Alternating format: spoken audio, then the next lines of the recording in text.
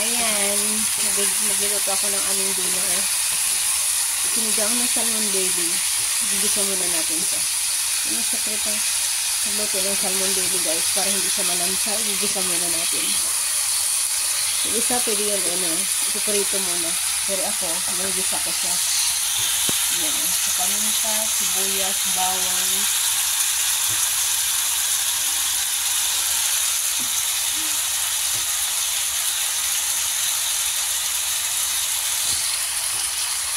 Ayan, din natin yung sarap.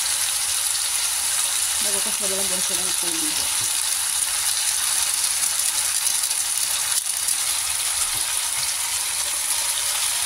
Kunti na lang yung kanyang oil na siya.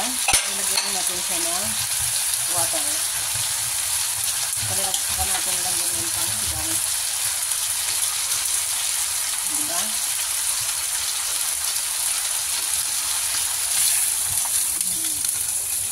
Ayan.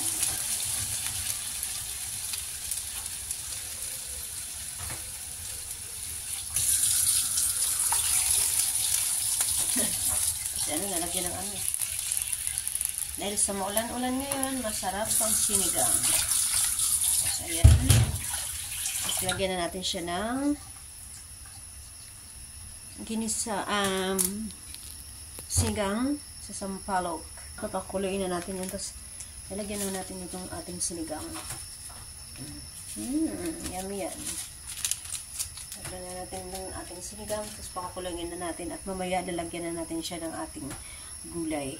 Okay? Pakuloyin natin ha. Tatakipan muna natin yan siya.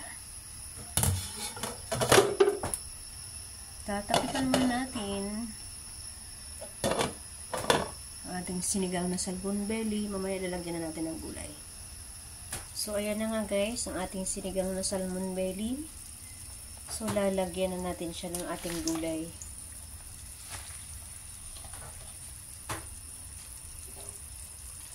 Ayan. Lagyan na natin na siya ng ating gulay ha.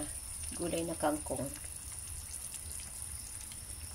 Yan na ang ating salmon belly fish.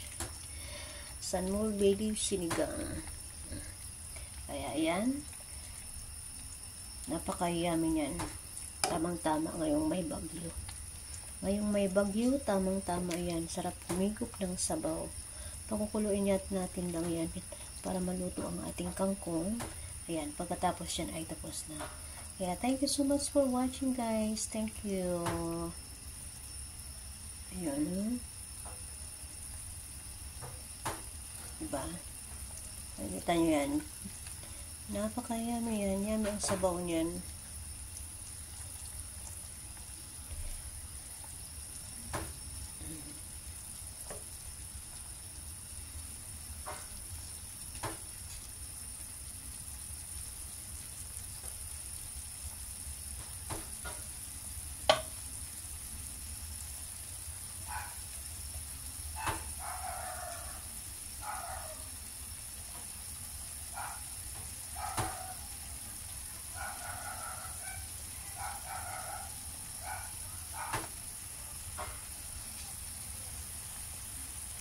Kakain na tayo.